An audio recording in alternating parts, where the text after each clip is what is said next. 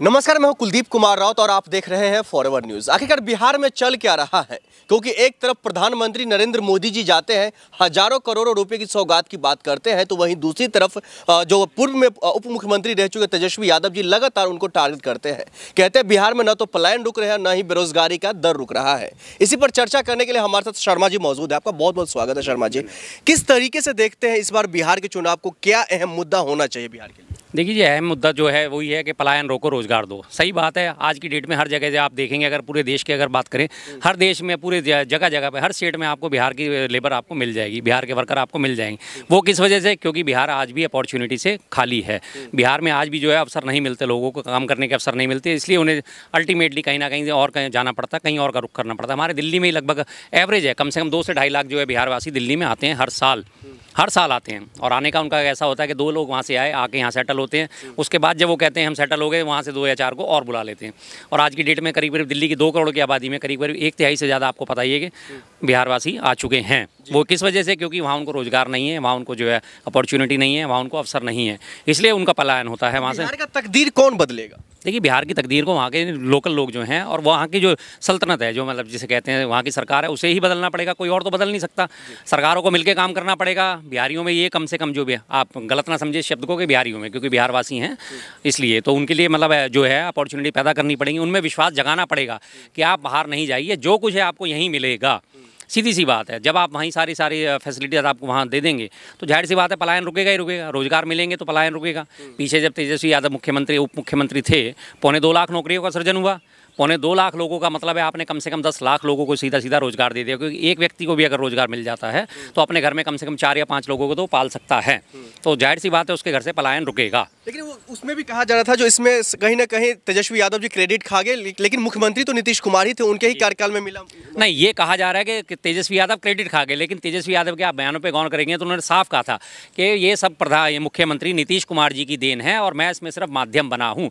उन्होंने लगातार उसका क्रेडिट उसको दिया था। अपने कार्यकर्ताओं से भी अपील करी थी कि नहीं, इसमें मुख्यमंत्री जी का ही काम है, मैं तो सिर्फ एक जो है उनका माध्यम बना हूँ, इसमें मेरा कोई रोल नहीं है। मैं इसका सारा का सारा ये 2.25 लाख नौकरी का क्रेडिट जो है मुख्यमंत्री नीतीश कुमार जी को देता हूँ। लेकिन नीतीश कुमार के जो बेटा है लगातार वो कह रहे हैं इस बार फिर से मौका मिलना चाहिए, क्योंकि बिहार का विकास जो है मेरे पिताजी नीतीश कुमार ने किया है। 9 बार मुख्यमंत्री के बनने के बावजूद भी कह रहे हैं फिर से मौका मिलना चाहिए। बार बार वही वाली बात, वही रिपीट किया। इस बार हमें बना दो तो हम ये कर देंगे, इस बार हमें बना दो हम ये कर देंगे, इस बार हमें बना दो। कितनी बार बनना चाहोगे? 9वीं बार मुख्यमंत्री बने हैं बिहार के तेजस्वी नीतीश जी, और उसके बावजूद भी अगर आज उन्हें फिर कहना पड़ रहा है मुझे एक मौका और दे दो, 10वां मौका और दे दो, तो क्या सिस्टम है? इसका मतलब आपने कुछ नहीं करा ना, आपने सिर्फ लोगों को बरगलाया है, झूठ बोला है, झूठ बोल के वोट लिए हैं। और हालात आप देख लीजिए, कहाँ 145 सीट हुआ करती थी बिहार विधानसभा में नीतीश कुमार जी की पार्टी की, 145 से घट के 75 आए, 75 से घट के आज सिर्फ 45 पे रह गई हैं।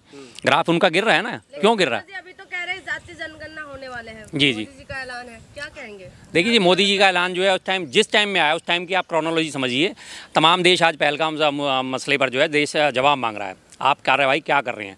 और उन सब चीज़ों से बचने के लिए आज मोदी जी ने मास्टर स्ट्रोक खेल दिया कि ये जातिगत जनगणना। अब कल से सारे मीडिया में, आज भी ये मीडिया में, और लगातार ये 1-2 दिन और चर्चा में बना रहेगा। हाँ जी हाँ, जातिगत जनगणना हो गई। वो अलग क्रेडिट लेने में पड़े हैं, विपक्षी सारे अपना क्रेडिट ले रहे हैं। तेजस्वी यादव जी की पार्टी है वो उन्हें क्रेडिट दे रही है, अखिलेश जी की पार्टी है वो उन्हें क्रेडिट दे रही है, कांग्रेस राहुल गांधी जी को क्रेडिट दे रही है। लेकिन जो मेन मुद्दा था, जो मुख्य मुद्दा था, उस पर से आज लोगों का ध्यान हट गया है। और सिर्फ क्रोनोलॉजी में 3 या 4 चीज़ें शामिल होती हैं। सबसे पहले तो पहलगाम मुद्दा जो आता है, इस पे से लोगों का ध्यान हटा है। दूसरी बात आपने देखा होगा अभी CWG कॉमनवेल्थ घोटाला जो था, उसमें कोर्ट ने सबको बरी कर दिया है। क्लोजर रिपोर्ट दाखिल हो गई है, उन्होंने कोई अपील नहीं लगाई, फैसले से संतुष्ट है ईडी, कोई घोटाला नहीं हुआ। कांग्रेस के सारे नेता जिसमें ऊपर अपनी राजनीतिक रोटियां सेकी थी, आम आदमी पार्टी के अरविंद केजरीवाल साहब ने भी, और साथ में बीजेपी ने भी अपनी अपनी राजनीतिक रोटियां खूब सेकी थी। कॉमनवेल्थ घोटाला आज वो कहें सब बरी हो गए, अब सबके मुंह बंद हो गए हैं, टोटल सबके मुंह बंद हुए पड़े। हम चर्चा करें तो बिहार में प्रशांत किशोर एक नया नाम उभर कर आ रहा है। लग रहा है जो बिहार वासियों के लिए वो अच्छा कामकाज करेंगे, क्योंकि वो लगातार कह रहे हैं जो मैं उन तमाम पार्टियों से हटकर काम करूंगा। उन्होंने अपनी एक जनसुराज यात्रा भी निकाली थी, जिसमें उन्होंने दावा करा था कि मैं बिहार में भूचाल ला दूंगा, बिहार का जनमानस मेरे साथ जुड़ जाएगा। कितने लोग जुड़े उनकी जनसुराज यात्रा में? लोग उनको समझ गए हैं, जहाँ देखी तवा परात वहीं गुजारी सारी रात। एक बड़ी पुरानी कहावत है। इसका मतलब ये होता है कि जहाँ पे आपको खाने पीने के लिए मिल रहा है वहीं आप अपना रात गुजारोगे। तो इससे पहले वो बीजेपी की बैटिंग भी कर चुके हैं, इससे पहले वो अखिलेश यादव जी के लिए भी काम कर चुके हैं, फिर वो कांग्रेस में भी आए, कांग्रेस में उन्होंने कहा सारा का सारा हिसाब किताब मेरे से ही चलेगा, मुझे हर चीज़ का इंचार्ज बनाया जाए, सोशल मीडिया का इंचार्ज बनाया जाए, तमाम फैसले मैं ही लूँगा। अल्टीमेटली उनकी दाल वहाँ पे नहीं गली, तेजस्वी यादव साहब के पास गए, उन्होंने भी उनको घास नहीं डाली। अल्टीमेटली उन्होंने अपनी एक जनसुराज जो है वो पार्टी बना के आज वो कोशिश कर रहे हैं कि मुझे फिर से कोई सर्वसम्मति मिल जाए कि जनता मुझे एक्सेप्ट कर लेगी। ऐसे बार बार इधर उधर फैलने वालों के लिए, जिनकी अपनी आस्था एक जगह नहीं टिक रही, उनको कोई कैसे एक्सेप्ट कर लेगा। लेकिन राजनीति का चाणक्य कहा जाता है ना उनको। अरे सर, चाणक्य साहब से तो किसी की भी तुलना आज की डेट में बहुत गलत है। आज की डेट में किसी व्यक्ति में इतना दम नहीं है कि उसे राजनीति का चाणक्य कहा जा सके। चाणक्य साहब जो थे वो चाणक्य ही थे, और आज की डेट में किसी में इतना दम नहीं है, उनके नाखून के बराबर भी नहीं है, पैरों की धूल के बराबर भी नहीं है। आप कहने के लिए अपने प्रचारण में कुछ भी करवा रही प्रचारित करवाते रहिए, जैसे आजकल हमारे अमित शाह जी को भी राजनीति का चाणक्य कहा जाता है। तो चाणक्य साहब ने क्या ऐसे ऐसे काम करे थे? चाणक्य साहब ने क्या रेड कार्पेट पर जाके मृतकों को श्रद्धांजलि दी थी? ये सब कहने की बातें सिर्फ अपने बारे में फैलाई गई अफवाहें होती हैं। अपने लोगों से ही, अपनी पीआर टीम से फैलवा दिया जाता है, हाँ जी हम ऐसे हम वैसे। लेकिन प्रशांत किशोर जो है सर, वो लगातार जो गरीबों की बात हो या फिर शिक्षा की बात हो, पलायन रोको की बात हो, ये सब तो कर रहे हैं, तो उनको फिर मौका क्यों नहीं देना चाहिए? नहीं, मौका तो देना तो तब चाहिए ना जब उनकी अपनी एक क्रेडिबिलिटी तो हो, किसी एक जगह वो टिक के तो बैठे। वो अपनी एक पीआर एजेंसी चलाते हैं। मैंने आपको बताया कि उन्होंने अखिलेश यादव जी के लिए भी काम करा, तेजस्वी जी के लिए भी काम करा, बीजेपी के लिए भी काम करा था और कांग्रेस के लिए भी काम करा था। तो लोगों में किस मुंह से जाएंगे कि मैं किस पार्टी को समर्थन करता हूँ, मैं किस पार्टी की विचारधारा का समर्थन करता हूँ या मैं किस विचारधारा का समर्थन करता हूँ? वो तो पार्टियों का समर्थन करने के लिए जहाँ से उन्हें पैसा मिलता है, जहाँ से उन्हें पीआर एजेंसी का पैसा मिल जाता है, उसी में वो लग जाते हैं। तो मैं अगर जो जनता के बीच में जाऊँगा, मैं जनता के बीच में कोई एक नया विकल्प तो रखूँ। लेकिन उनके आने से किस पार्टी को फायदा नुकसान होगा? क्या कुछ नहीं, वो बिल्कुल नगण्य हैं। उनका ना कोई फायदा होने वाला, ना नुकसान होने वाला, ना उनको वोट मिलने वाले।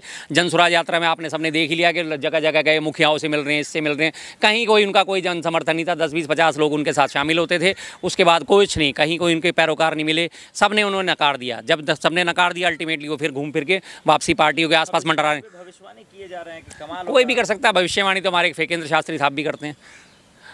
तमाम लोग उनकी भविष्यवाणी पर यकीन करते हैं।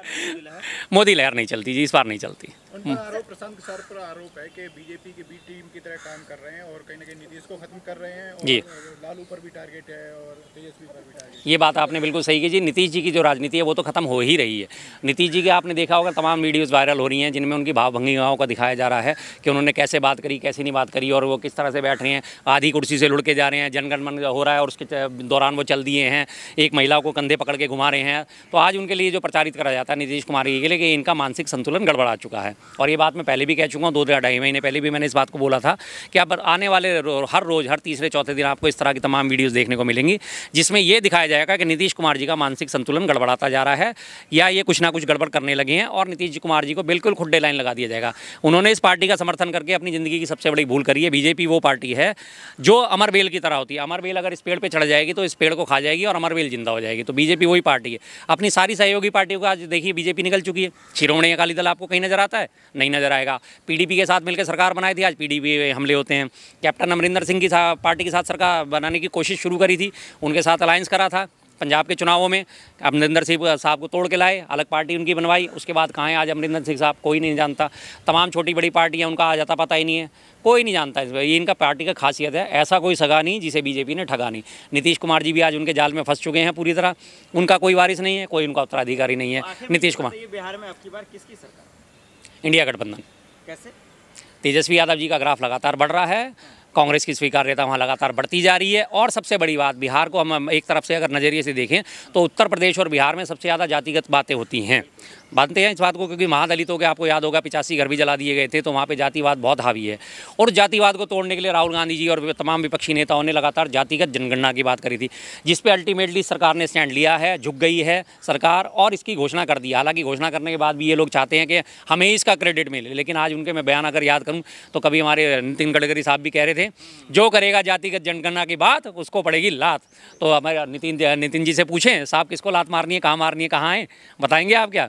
इसी तरह से हमारे योगी साहब जो है हमारे, वो भी कह रहे थे जो भी जातिगत जनगणना की बात करेगा, उनको जाति में बांटने की बात करेगा, उनमें दुर्योधन और रावण का डीएनए पाया जाएगा। तो अब सब किस किस का डीएनए चेक करा रहे हैं, ज़रा बता दीजिए बीजेपी में किस किस का डीएनए चेक करा रहे हैं। उन्होंने ये कहा था और विधानसभा के सत्र के चलते हुए सत्र में भाषण दिया था, जो कायर और क्रूर होते हैं वो इस तरह की बातें करते हैं। तो आज हम उन्हें टॉप लीडरशिप को कायर और क्रूर मान लें? सीधी सी बात है। अपना ही इनको जो है कहते हैं ना कि अपना ही रायता फैलाया हुआ समेटे में नहीं आ रहा इनको। ये मुद्दा जो है जातिगत जनगणना, क्या बीजेपी को फायदा नहीं पहुंचाएंगे बिहार के अंदर? नहीं नहीं, देखिए जी, रंगे से आ रहे हैं, इनकी पोल खुलती चली जा रही है। सब जान गए कि कैसे टाइम पे ये लोग मुद्दा लेके आए हैं। लगातार तमाम इनके जो है बीजेपी के सारे जो प्रवक्ता हैं, बीजेपी का IT सेल है, बीजेपी के टॉप बड़े बड़े लीडर हैं, सारे के सारे जातिगत जनगणना को जो है नकारते थे। राहुल गांधी जी के लिए जब उन्होंने जातिगत जनगणना की बात करी थी लोकसभा में, उन्होंने क्या कहा था, एक मिस्टर अनुराग ठाकुर ने, जिसको अपनी जाति का पता नहीं वो जातिगत जनगणना की बात करता है। आज हम अनुराग ठाकुर से पलट के सवाल पूछते हैं, भाई साहब, अब जब जातिगत जनगणना वाला आपके घर पे जातिगत जनगणना करने आएगा और जब आपसे पूछेगा आपका नाम, मेरा नाम अनुराग ठाकुर, आपके पिता का नाम प्रेम कुमार धूमल, और जब वो हैरानी से इनकी शक्ल देखेगा, भाई धूमल और ठाकुर ये क्या हुआ, ये केमिकल लोचा कैसे आया, तो फिर वो क्या जवाब दे पाएंगे? क्या जवाब दे पाएंगे? वो उन्होंने यही बात करी थी। अब वो अपनी जाति कैसे बताएंगे कि मैं ठाकुर हूँ या धूमल हूँ? अब आज वही कह रहे हैं कि नहीं जी, मोदी जी का मास्टर स्ट्रोक है, मोदी जी का मास्टर स्ट्रोक है। इन लोगों का काम सिर्फ एक है, मोदी अब इंध हो चुका है, मोदी जी के तलवे चाटने हैं, चाहे वो राइट हो चाहे वो लेफ्ट हो। किसी दिन उल्टा तलवा चाटना है उल्टे पैर का, किसी दिन सीधे पैर का तलवा चाटना है, लेकिन तलवे चाटने हैं।